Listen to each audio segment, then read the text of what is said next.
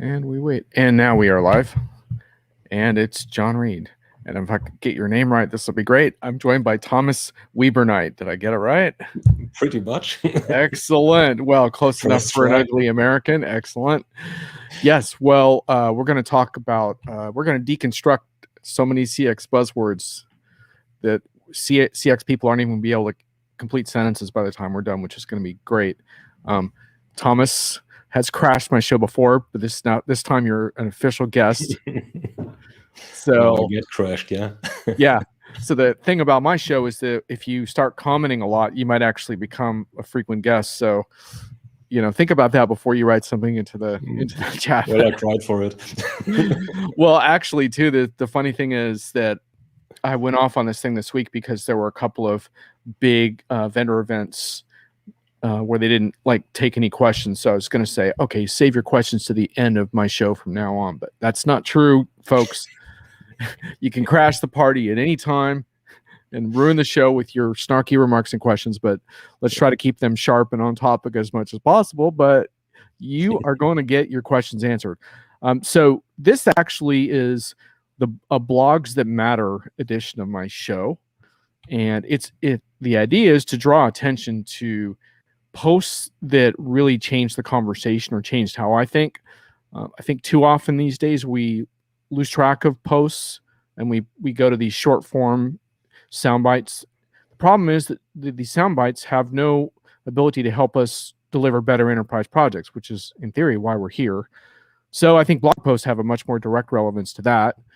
And so Blogs That Matter, or blogs you should have read, you idiot, or subscribe to this blog right now, something like that. I haven't got a good title yet, but that's the whole point. So we're going to actually talk about a couple of incendiary blog posts that Thomas wrote, including how to not manage your customer journeys, which definitely take a couple sacred cows right out to pasture. Why you don't want a 360-degree view of the customer. Ouch. I see marketing people are going to have a long weekend after that one. But before we get into those, I think it's really important to understand from the guests on this show how they develop their unique perspective on the market. So let's start there, Thomas. How do you develop your unique perspective on the market? Well, by being there for 25 years or so, meanwhile. So been there quite some time. I was part of CRM since before the name was coined. So there was Tom Siebel, I think, by the way. So started with a small Salesforce automation company back there in Germany near a city called Walldorf, which coincidentally hosts one of these big players there. And guess what? They asked us to do their Salesforce automation, and then they swallowed us. So this was where it all started. And they became giants of the CRM space. Whoops. Actually. Yeah, kind of. Yeah. Kind of giants. Yeah. Well, they grow and then they shrink, and then they grow and then they shrink. So the biggest growth spurts happened when Bob Stutz is there. Coincidentally, these growth spurts happen where he is. So right. I attribute quite some of the growth to him actually there. Well, if Esteban joins our chat later, I'm sure he'll have plenty to say on these remarks. So he's in there, but anyhow, well, so he probably will not disagree. Exactly. So continuing on, so your industry career informed your analysis. Well, which led to me being part of the development team, and then later on, since 28, going into consulting, basically. Drinking my own Kool-Aid, eating my own dog food, or having my own champagne. Was a bit of all of it, basically. So from then on, and doing some quality management before, you learn what is really asked for, as opposed to what is delivered. Yes, and since I'm doing that since 28 in various roles on various places on this planet. So I started in Canada, moved on to New Zealand, then back to Germany. Right now I'm in the area of Seattle. You get a lot of perspectives, especially from project failures also, and from safeguarding, running projects, setting them up anew, building roadmaps, what people want, seeing what people want. So this is something that helps me quite a lot to find where one should go, or to express where I think one should go. And I always need to make this disclaimer. So I'm not the godmaster here, or the god, nor the godfather. That's someone else.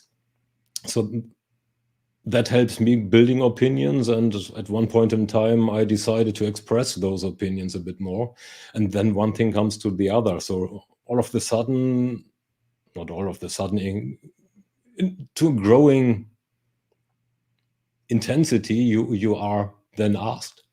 Yes, and asked for giving an opinion about what someone else does. Yeah, and then from then on, you are getting far more insight into what other vendors are thinking, what other vendors are delivering. You are getting different argumentations. Then come discussions like the ones we had every now and then, which give different viewpoints, different point of views, new arguments that can be considered differently, and that helps building an opinion that can get expressed. So wouldn't say it was accidentally, but it developed over time.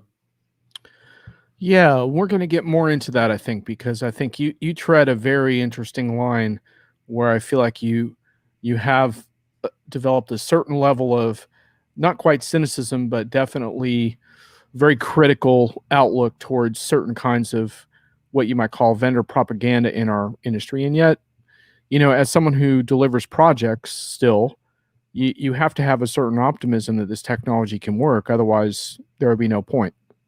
So It seems like you're working to try to strike that proper balance of having a proper BS detector, but also seeing the potential, which is tricky. Potential. So I mean, it's always.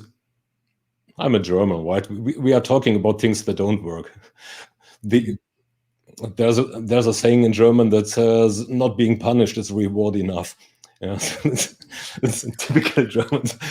What a great mantra for living, Thomas. That's excellent. So basically, I will say that probably serves you well during the pandemic, but yeah, well, I hid in my hidey hole here.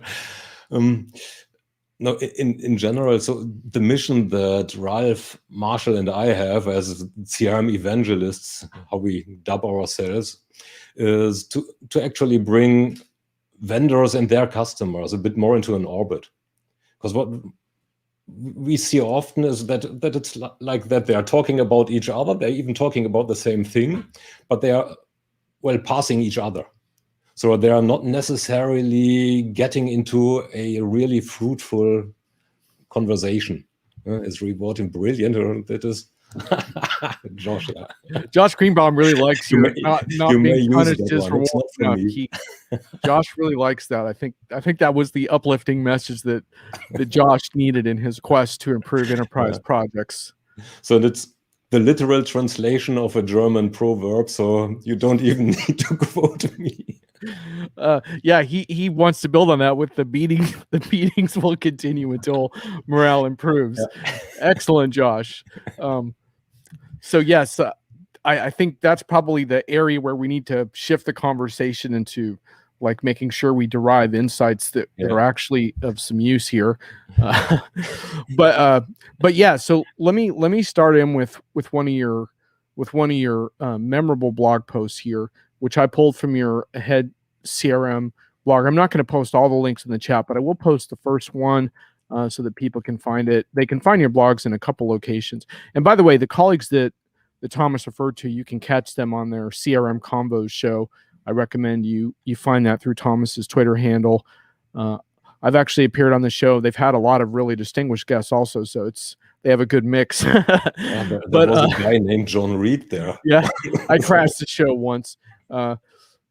So let's talk about why you don't want a 360-degree view of the customer. And before we get into this post, I do want to point out that if audience is assuming that this is like meant as an anti-Salesforce gut punch by Thomas, we've already cleared up off the air what I suspected, which was he wanted to go after sort of some general misconceptions around this overhyped term that a number of vendors have used in various ways. So I just wanted to make that clear up front, because I think this conversation is too important to limit it to attacking one vendor's personal propaganda. It's a broader mythology, in my opinion, that a good chunk of the CRM industry has embraced.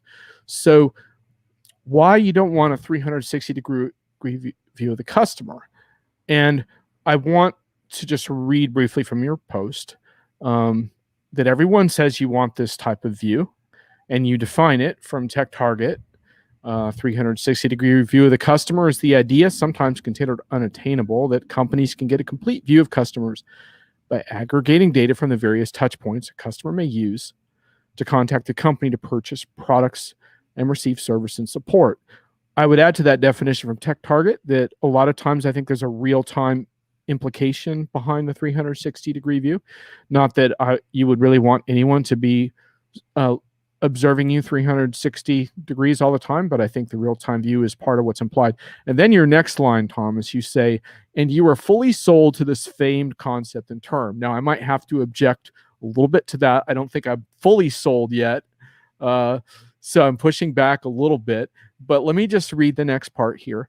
It said, in this case, I'm sorry for spoiling your day. So, and I'm sure you did ruin some days for certain marketing people out there. You in all likelihood do not have this 360 view. And here you go, Thomas, you say you do not need it. And here's the kicker. You do not want it.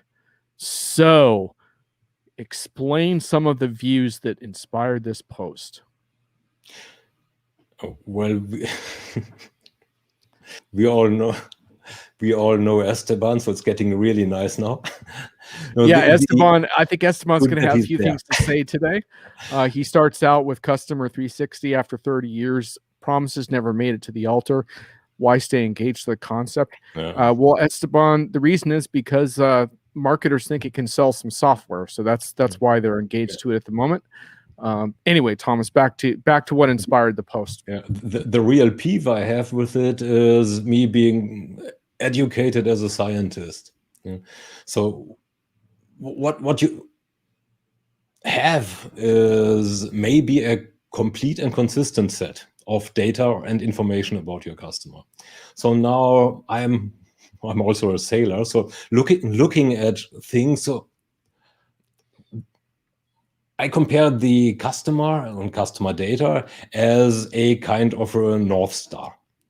So now I am somewhere relative to this North Star, and I fail to understand how I will ever be able to look at the same thing from 360 degrees at the same time, which is my original peeve. So the admittedly slightly clickbaity title comes from that angle. Yeah. So you can't look at one thing at the same time from every angle, nor do you want to. What you have is a situation, a context. Customer has a context where customer wants something, you want something, and this can be solved only if you use this context. Means an angle, an excerpt of this fur ball of customer data that you have that you interpret and bring into this context and then use.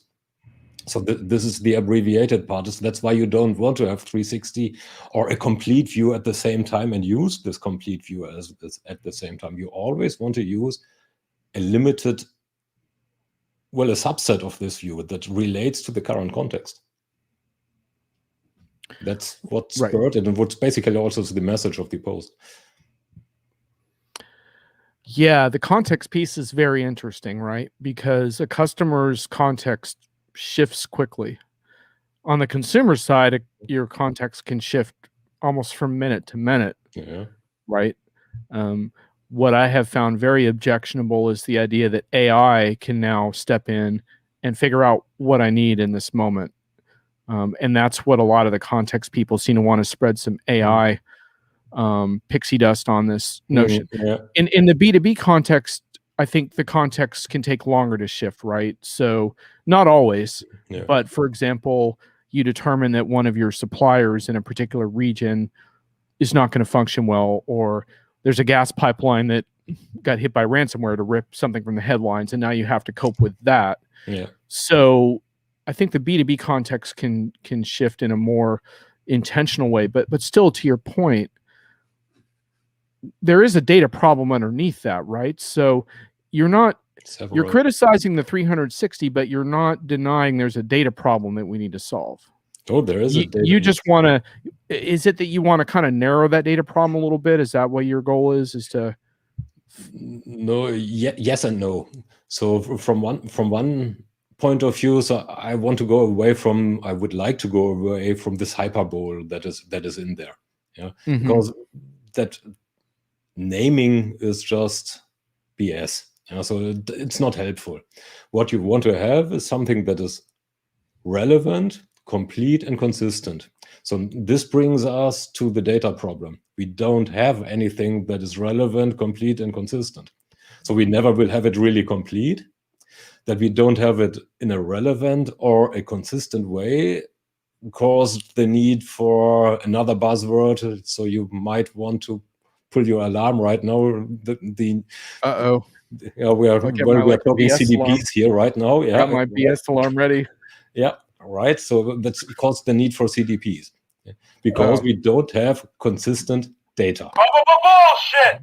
Yeah. Sorry. Anyhow, I had to do that. Which is because, well, to some extent, because we created silos. So the data needs to be brought back into something that can be handled in at least a consistent way. It doesn't need to live in the same database, but you need to relate it to each other, the different elements, and you need to be able to use them in one way, to create a filter in one way that helps in this very moment. So this is where the context is, and even if it changes fast, the very moment is the context. What I as a customer want to achieve right now is giving a huge part of the context. Other parts you never will get. Yes, I think you're hitting on something very important here. It's a data problem, but isn't it also a customer empowerment problem? And I'm not going to skip ahead to your next post just yet, but we will get into it in a little bit on how to not manage your customer journeys. But my objection to context is thinking that AI will solve it. What I like is thinking about how can you empower the customer in the context they find themselves in to do what they need to do. To me, that is a design problem, right? Because if you can create a situation where if a customer has an issue, they can escalate it to their satisfaction in the form that they need, then haven't you solved a lot of your 360 problems? No, yes and no. So I mean, what do you need this consistent set of data for? Which is engagement. So you don't collect it just for collecting purposes, right? AI is maybe pixie dust. Let's call it advanced analytics. So then it's helpful, yeah? And to some extent, without looking at the merits or dismerits of AI, of the term AI also, it is helpful when you can limit the context enough. Yeah. So now the context that you can work with current technological means is pretty short term. There, I fully agree with you. Yeah? So what you have is my click stream. What you have is maybe, hopefully, not only maybe, hopefully, my consents. What you also should have is my interests, which then takes a lot of the guesswork out of what the context might be. Yeah? If my interest is getting a new car, then coming back to that a little later. If we are can delimit the context via data information that I give voluntarily enough, then an AI has an easier job, or an analytical system has an easier job. And yes. They will need to have an easier job because we don't have strong AI yet, simple as, and which probably will take another, well, your guess is as good as mine, but some years. Yeah. So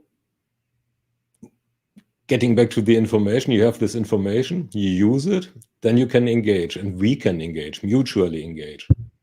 Which brings me to managing the journey, right? Where you can't take these ideas separately, because you need the data to engage. Yeah. And without engagement, there's no experience. So the whole experience communication will fail. And I want, before you get there, I want to actually talk about engagement, because I don't want to use the word engagement without attempting to define what it means. Before we do that, I do want to get to Esteban briefly here. Yeah, Esteban's, I just looked at the side on his screen as well. Esteban's objecting to the design problem thing. It's an understanding of the customer and contextual awareness via tech. Cannot design a better solution. Don't make it come back. Well, yes and no, Esteban. I mean, my problem is more that I object to the idea that AI can solve the context problem. I do think AI can solve certain problems. I want to be clear about that. I just think it's an overreach in that case. Like, for example, I was looking at one of your competitors, Esteban, and how they are using, and I'm about to write about this on Diginomica, shameless plug, about how they're using AI to identify customers that are due for churn, or potential churn, loss of SaaS subscription. And I do think that AI can be very good at defining and finding characteristics of customers due for churn that a human could not. So that's an example of how I think AI can intervene in the customer relationship in a helpful way. But I object to the idea that moment to moment, the AI can guess what is on my mind. The reason I think it's a design issue is because if you give the customer some tools to solve their own problems, then you don't have to try to guess what the hell they're thinking all the time. So anyhow, but let's talk about engagement for a minute, though, because I don't want to use that term loosely. You use the word engagement in a positive sense. So what's positive about engagement? Why is it a good goal? And what do you get out of it? As a customer or as a vendor? As a vendor trying to engage customers. I mean, you mentioned that as a positive step. So it is a positive thing. So because let's start with a negative touch here. So what I do think is that the 3P of the marketing world get increasingly commoditized. So price, product, placement, and well, there's a 4th P if you want. So that doesn't really distinguish you anymore. So there I largely agree to the common opinion that what distinguishes you as a vendor will be the experience that you are able to, well, that you allow your customer to have, so that you offer. So you can't, as a customer, you can't have an experience without an engagement. So means what you need to do as a vendor is to incentivize me as a customer to be in a continuous, sometimes intense, sometimes not intense, but continuous engagement with you as a vendor in order for me to get my challenges solved, whatever I want, that be it a micro challenge right now, or be it an overarching challenge, so the bigger problem. So and the micro challenges lead to the solution of the bigger one. So it's a step-by-step process. So, and when you can distinguish yourself there in a way that you make me stay with you, then this is good for your business, because then you have me as a customer. And if you do that often enough, I'm even a captivated customer or a captive customer, because I want to be captive. What can be better than that? Yeah, and Josh says, using AI for churn makes a lot of sense. If it informs me of something I didn't know and gives me some reason to act, that's great. Using it in real time to try to second guess me is fraught with privacy problems and the real potential of getting my intentions completely wrong. That's exactly what I was trying to say. And yes, there's an interesting AI churn conversation. I don't want to get into all of it now, but it's obvious that AI can identify certain behaviors more effectively and more efficiently than a human scrolling through usage statistics can figure out. So that's an interesting conversation for another time. But Thomas, in terms of your description here, let me see if I can capture it. So you think engagement with the customer is a positive because it leads to better experiences.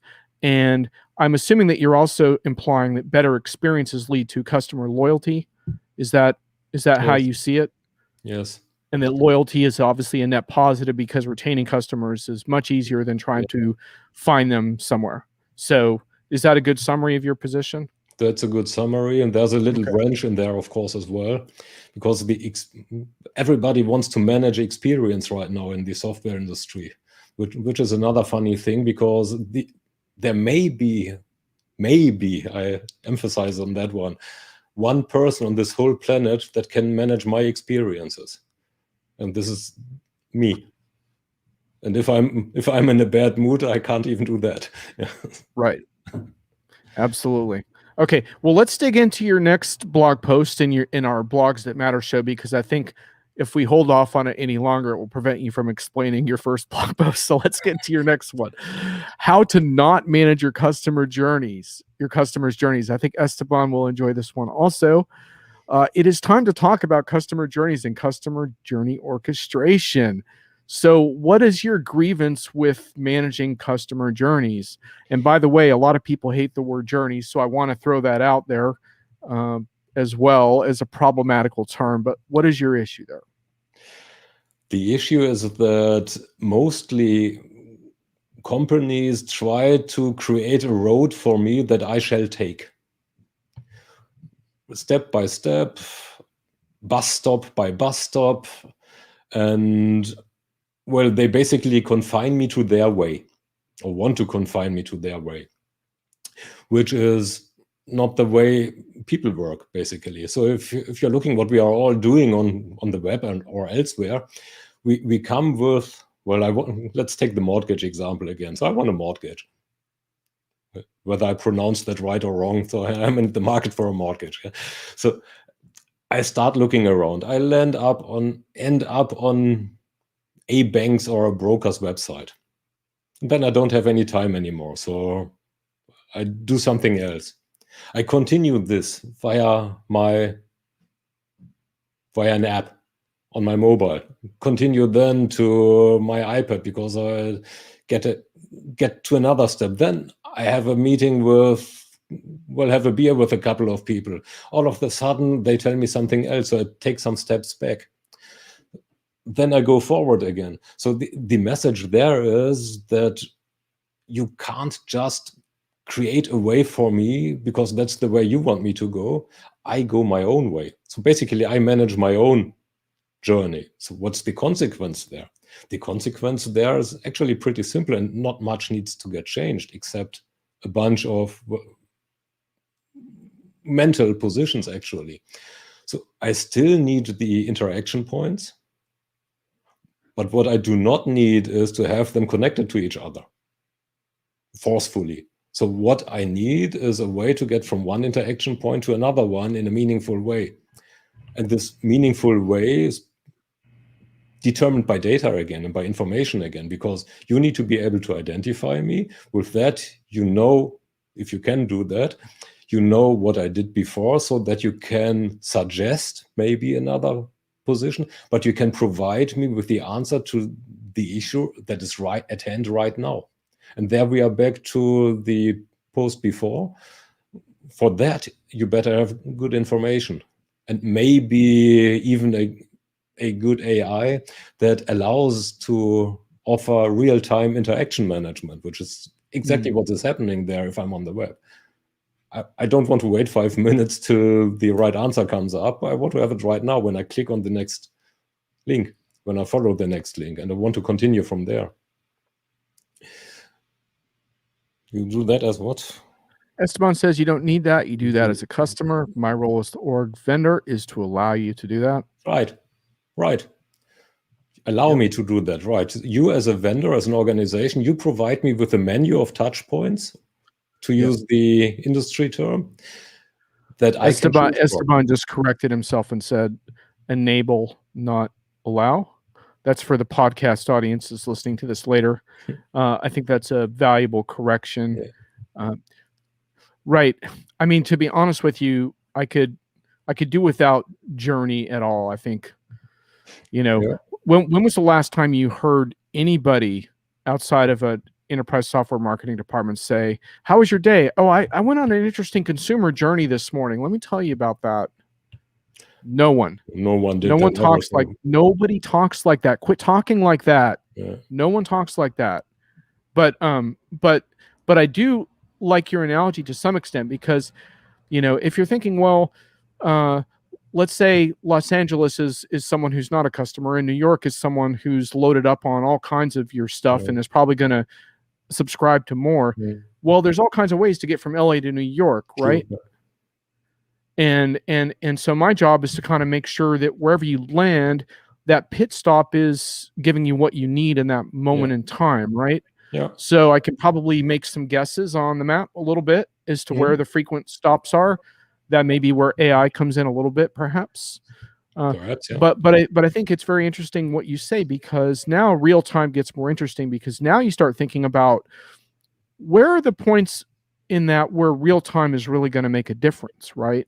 Because in some cases it makes all the difference. Like you said, if I'm on a website and I'm having trouble figuring out what, if this product is compatible with my current operating system, well, I need that information now. Like, so then real time is everything. So that's where it gets interesting, is instead of pretending like everything is real time all the time, like when is it important? So I like your framework here. What kind of reaction did you get? Were people bummed out that you threw out the customer journey management model, or? No, not really. So at the end of the day, it is pretty similar to what people are doing, right? So they are offering interaction points.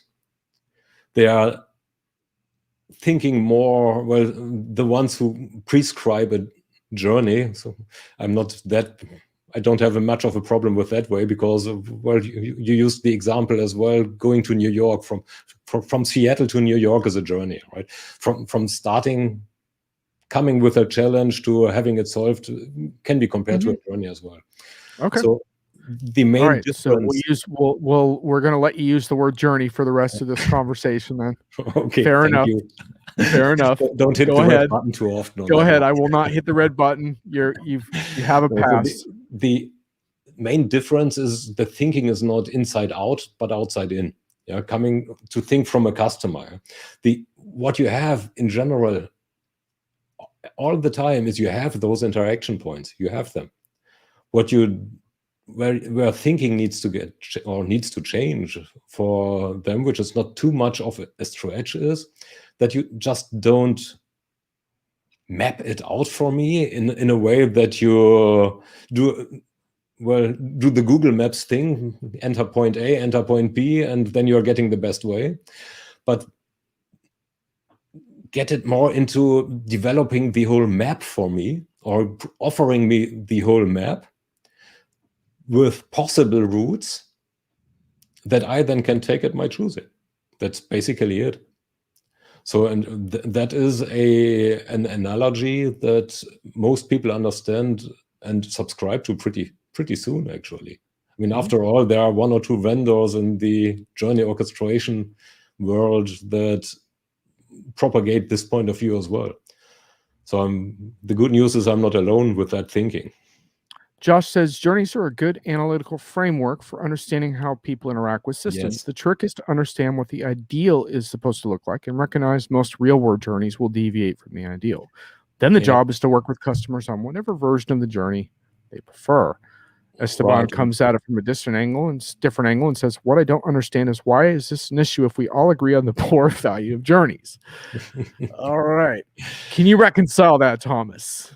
Well, if you're putting back Josh's text, his statement, so basically he says pretty much the same. So when you are looking at journey mapping, at the process of journey mapping, what we do is we create something that is, well, either an average or, well, the most used one or whatever it is. So we create one. So what we actually want to do, as we have bunches of customers, hopefully, what we want to do is identify the ways that they are using in order to possibly support them, doing it their way, And there we are back to doing it the customer way, right? Supporting the customer. So the concept as such is, in my eyes, it's not wrong. Implementation of consulting offerings there to map the customer journey are likely a bit short. So you can't work with few customers in order to identify the way, because there is not the way. What you need is a hell of a lot of analytics to identify how people that enter with a particular challenge come to a solution. And then identify where the pain points are in order to make it easier for these customers to get there. And all of a sudden we have proper engagement and I don't say million. I don't want you puking, Esteban. Esteban says, if you say million journeys of one, I will puke. Well, I'm definitely not going to say it because I'm on record as objecting to the journeys term entirely. But Thomas, I guess that's one for you. Be careful. Yeah. Want to keep the show clean at this point. We don't want that. We don't want any mess. Thomas, can I ask you a related point, which is often these kinds of discussions also revolve around development of personas. Mm-hmm. So in the B2B world, for example, when you're breaking down a decision to purchase, Mm-hmm. you look at various types of personas and how they influence the purchase cycle. And then you figure out, how are we engaging with these personas? In theory, each of those personas would have a quote unquote journey. So do you buy into that? Well, a persona at the end of the day is an aggregation again. So they are helpful, but not the full way, right? As long as you, as a vendor, have the goal of offering a very limited number of pathways that lead from A to B, then personas are highly interesting. If you start to get the other way around, so what can I do in order to help you who goes through it to help you, then personas become less interesting. And at the risk now of causing a mess on someone's floor, what you need to do is analyze the pathways that many people do, analyze where and how they get to a resolution, analyze the ones that went off the wrong, took the wrong exit to continue in the pathway example, how to help them not taking the, in my eyes, wrong exit, but stay on a path that helps not only them but me in the same instance as well.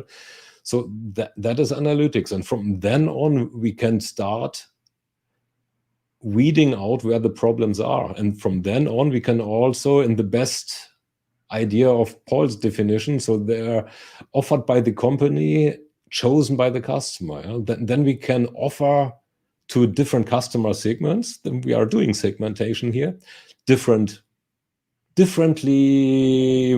incentivized pathways that they can choose from. Simple as. But the difference is not creating a way, it's creating a map and a network of roads. That's the difference in thinking, and that will help us there. And all of a sudden, then we don't really need the personas that urgently anymore. And I don't say it's a wrong thing. It's just sometimes a little misleading. Who says that persona A is more important than persona B? Right. Okay. And in your view, is this notion of an integrated data platform that breaks down the main enterprise silos and provides analytics across applications and such, do you think, let's say that's a multi-year goal, do you think it's still a goal that companies should pursue with quick wins along the way that are more realistic, or do you think companies should just give up on ever really having a unified data platform? No, they should, by all means, they should strive for it. So it will stay a lofty goal, and they, in all likelihood, will never, well, they will never achieve the objective as it is painted now, because it's a moving target. So, but based on what their objectives are, they have priorities, and if they want to be successful, they need to engage properly with me and need to offer me a proper way to engage with them. So means they need, and now we are getting back to the customer data, they need a consistent set of information about me. With that, a consistent set of data about me. They're in all likelihood data that I voluntarily gave them. So they're, well, let's name a vendor here. I worked. Here we go. I worked 15 years for SAP. Here's my tattoo. So they are doing something there very right there. So they are starting, and other vendors are going in that direction too. Meanwhile, they are starting from the customer identity and the consent and preferences, because that is where the real value is. That takes some strain out of the AI, and that makes information far better informed, so that at any point in time, the context is better, that a good or a small number of good interaction points can be offered to me via personalization means, via segmentation means, via, at that point in time, real-time interaction, very likely, so that I can take my choice that helps me getting forward towards my solution. Now I had nearly used another buzzword or abbreviation, JTB, job to be, right? So the job I want a solution, right? And you as a vendor want to help me getting to that solution, thereby making business. Well, it's probably one of the trends in the CRM industry that I'm most excited about. And obviously, it's hard to get me to confess my excitement about these things because that's not my persona. but Your I do like this notion of opt-in. I do like this notion of earning trust through transparent data sharing, because I see it as almost a very old school way of doing business, where when you provide me with value, I share something of equal value with you. It's a value exchange. And the more value that you provide, the more I share. And especially if I'm doing this in a conscious way. I think where these big consumer sites have gone so terribly wrong is they have claimed opt-in, but it's really buried somewhere in the Facebook terms of service somewhere. It's not a true opt-in, in that if people were truly conscious of how their data was being used, I think they would not be quite as happy. and so it's not a full opt-in, right? It's an excuse-laden legalistic opt-in.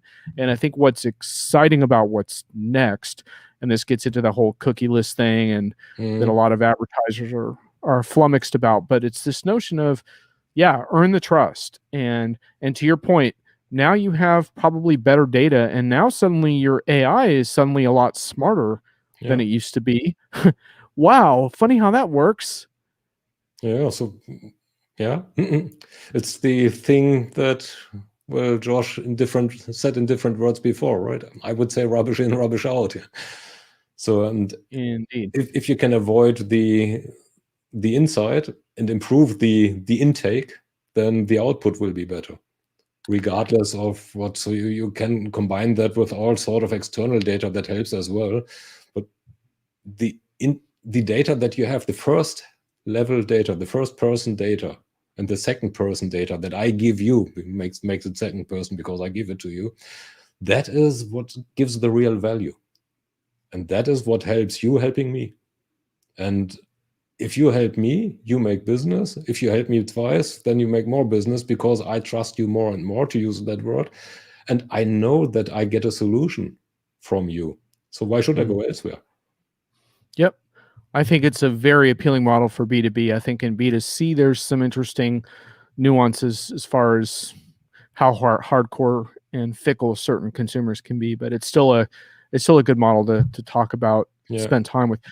Before we finish our show today, I do want to get into the great ecosystem debate, which you found yourself in the middle of, and you have promised an upcoming blog post, so this can also serve as a preview.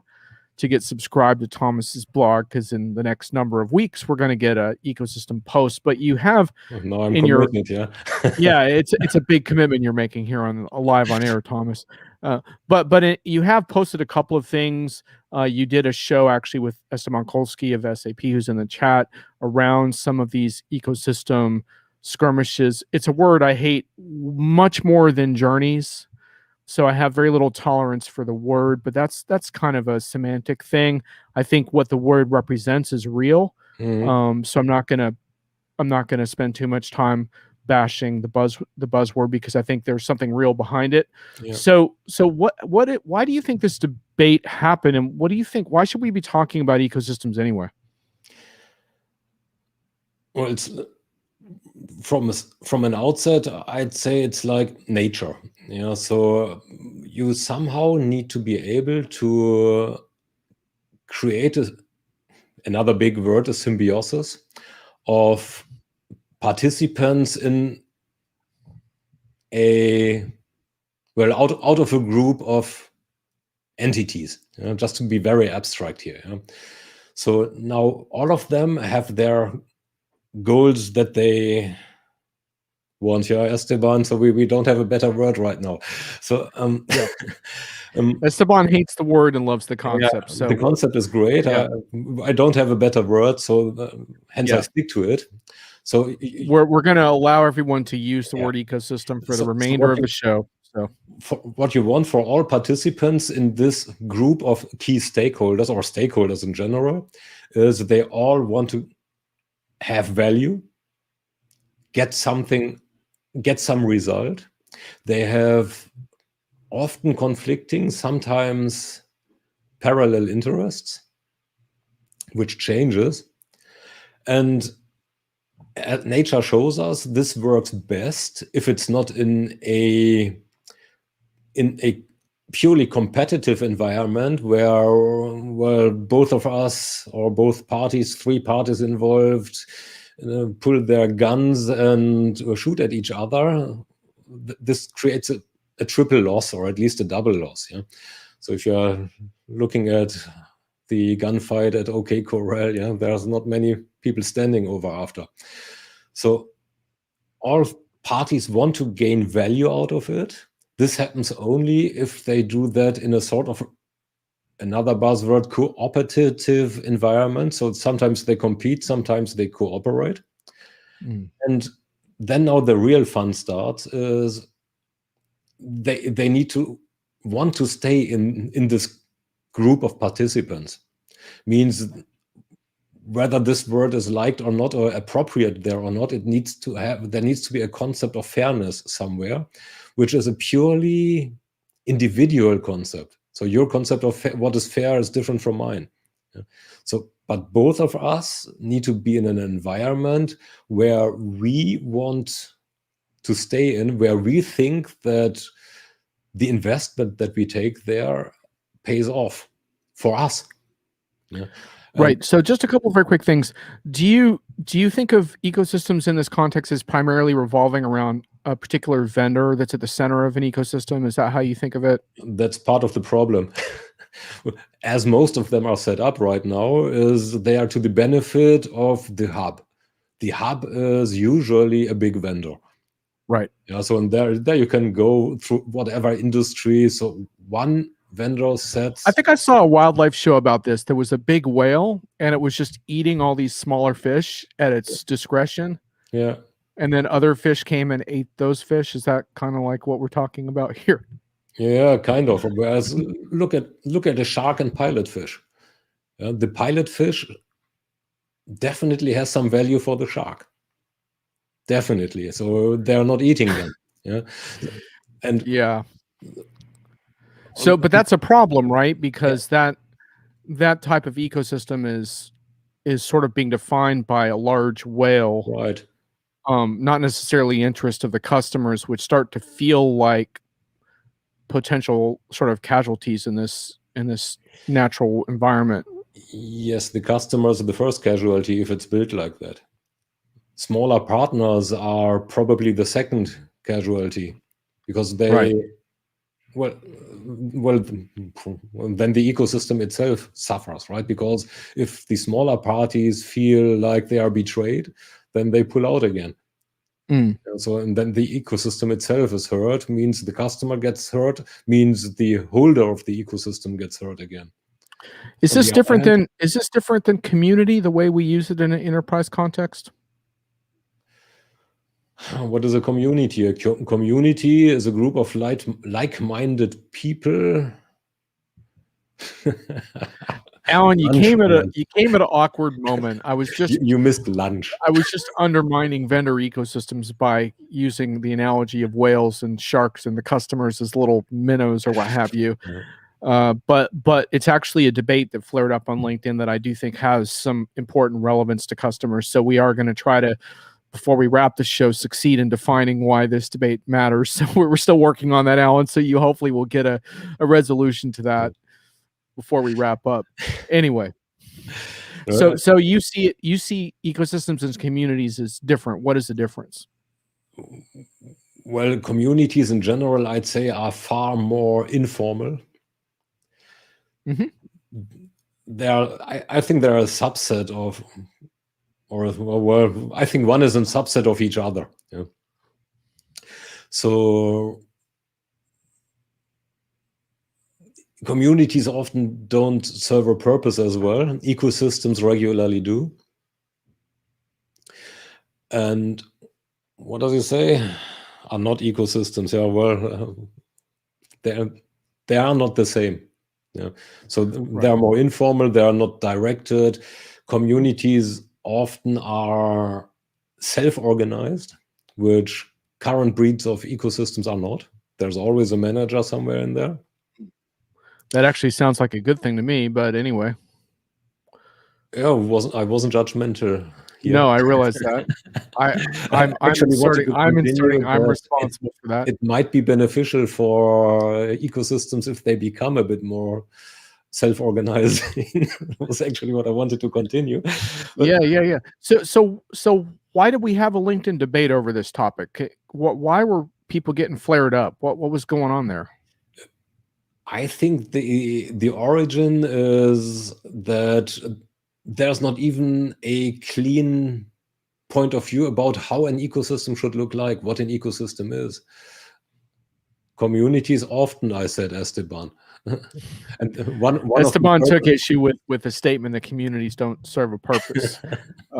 We'll set that to the side for a moment, because I really need to understand why we had a debate about ecosystems on LinkedIn, because like it would take a lot of work to get me to feel passionate about the concept. So I need to understand why people are getting upset about this concept. Is it because the potential is unrealized at this time, or we don't agree on what it is? Or well, the discussion that you now refer to started with a statement that it's all about the customer, which caused caused a violent discussion, or violent not in terms of physically violent, but a very intense discussion. Yeah. So which leads me to the conclusion that right now we don't even have a good idea of how a community is that as well, but an ecosystem should be set up, where the value lies. We talked about trust, we talked about faith, we talked about value in there, and one said it's important, other people say don't care, right? And not important at all. So this to me means is that as an industry, we haven't really understood yet how to set up an ecosystem at a bigger scale in a way that goes towards an ideal. So we don't have a real definition yet that helps all involved parties getting a maximum of value for them without causing too much damage somewhere else. This is where I would put the fairness thought in there. Yeah. Esteban says we're having a debate because, as is often the case, most people use the term without knowing what it means and then take their personal definitions to heart. I think that makes sense. It's far more elegant than what I just said. And they wanted to make them about customer focus or customer centricity. Ridiculous, as not a single part of an ecosystem constitutes its purpose. That's fair enough. I mean, Yeah. look. I mean, I think I'm going to need some persuasion before I'm willing to have like a show dedicated to ecosystems, for example. But I will say that community, as I understand it, does matter to me quite a bit, and I believe it's an underrated criteria in how prospects evaluate vendors per se. Whether you want to say that it's a combination of communities and ecosystems is fine by me. I'm not going to object if it's some combination of the two, but I do think it's very important from a competitive advantage position. And I've seen vendors frankly squander what I think was their advantage in a community and ecosystem sense. Yeah. And I think the morale of a community and ecosystem is extremely palpable. When we return to actual events, we will see more signs of this again. But you can certainly see it online to some extent as well. I think it impacts purchases and renewals and all that stuff. Yeah. But I also think even deeper than that, I think it impacts project success, because I think that customers that have access to diverse, skilled experts who are eager to help them solve their problems get a benefit. So I can't produce statistics on that, but I believe it. So I'll wait for the stats to support my belief later. Yeah. Joshua, thank you for joining, and thank you for participating and making it. Thanks for participating. Making us smarter. Yeah. So, I mean, communities are a necessity, as evidenced by how they are used and implemented by basically all bigger vendors. Yeah. Yep. So on the other hand, we need to be careful as well, because, well, cynicism flag on. Many of the vendors are using communities to outsource their support. Right. Absolutely. So cynicism flag off. Yeah. So this is something that we need to take care of as well. Right? So communities are helpful in order to come to knowledge. Communities are very helpful in order to create knowledge as well. But they are not ecosystems. They are fully worth, especially not business ecosystems. They are fully with Esteban. What now the perfect definition of an ecosystem is, I don't know yet. I don't know either. I'm struggling there as well. I don't know either, but one thing I would say is that in general in our industry, I believe that we need more organized and vocal customer user groups that are self-organized around their own interests, and they're not dependent on vendors for financing whatsoever, and that speak for the collected, aggregated voice of the customer and exercise influence where customers cannot. I think vendors would be very surprised what they hear from their customers once customers have a more vocal and organized voice, because I think many customers are intimidated into a more passive point of view on a lot of issues than they would be if they had powerful support behind them. I'm not saying that solves your ecosystem power imbalance problems, but I would say that it's a certainly one. If you want to talk about a health indicator, that would be one I'd be looking for. Answer to Alan, yes, sometimes I can.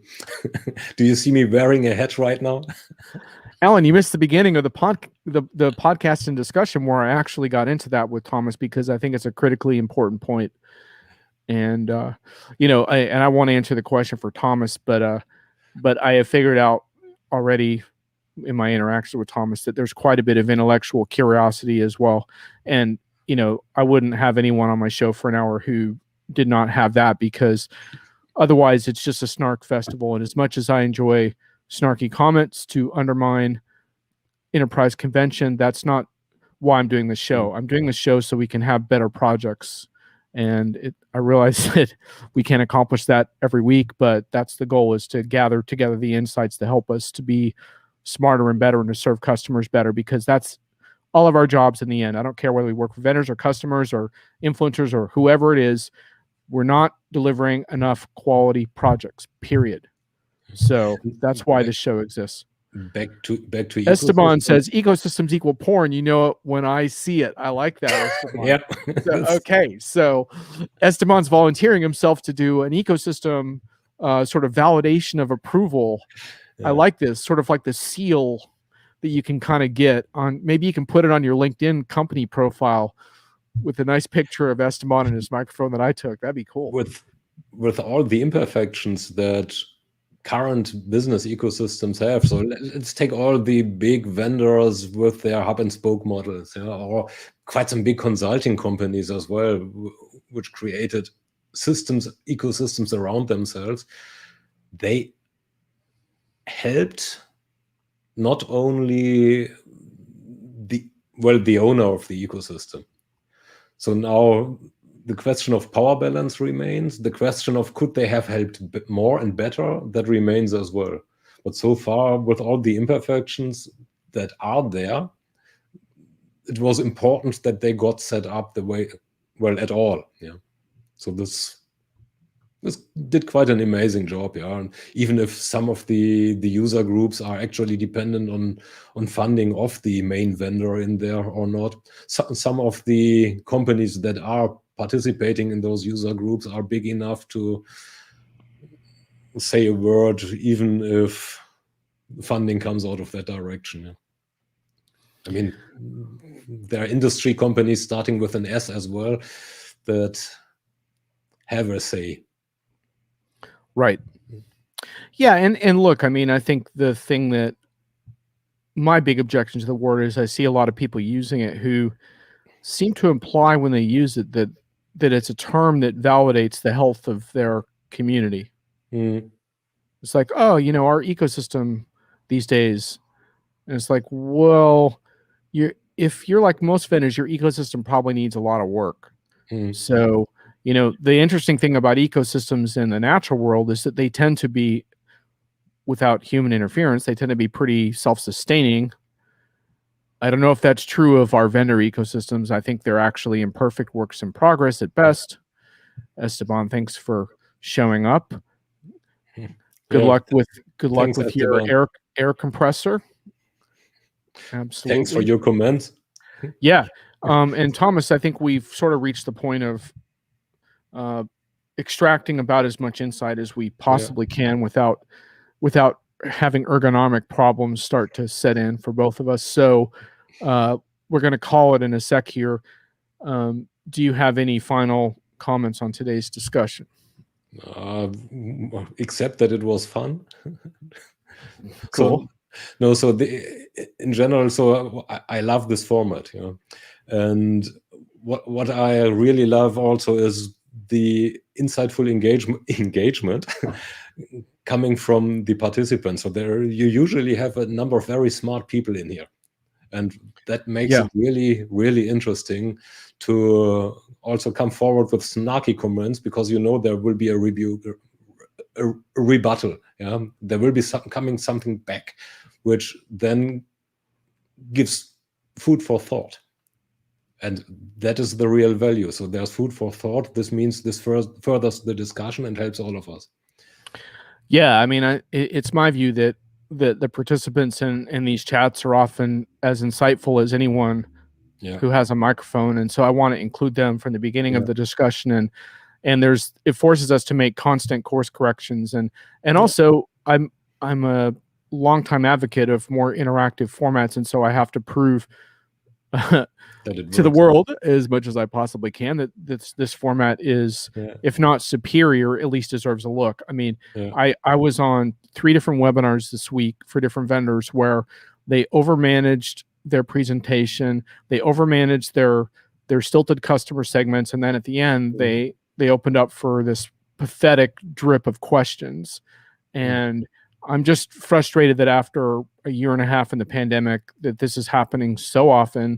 And I realize that it takes courage and work to create a better format, but I want to encourage folks out there to take those steps, because there's so many good things that can happen as a result of doing it in this type of way. And one of the best things, Thomas, is we don't know what we're going to get. So it's, but getting derailed a lot by people is, I think, really good, because it, like there were a lot of points made today that you and I wouldn't have thought of. So, and as far as the final whiffs, I sometimes mention a couple. that I note in my Enterprise Hits and Misses weekly column, which goes out on Monday, which is what inspired this show. Today, I wrote about how I'm learning from the PR peeps in my inbox, who are often the subject of my inspiration. I said, did you know that Generation C, which is, by the way, Thomas, Generation Connected, they are born digital. So that's Generation C, is now being replaced by Generation N, which is Generation Novel. I think that stands for the novel coronavirus, but I'm not sure.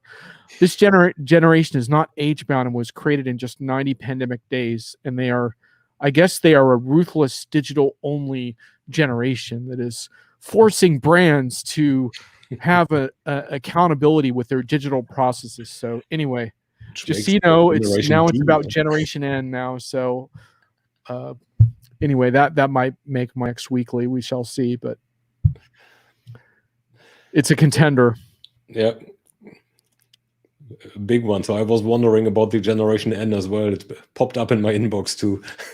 Yeah, Generation N.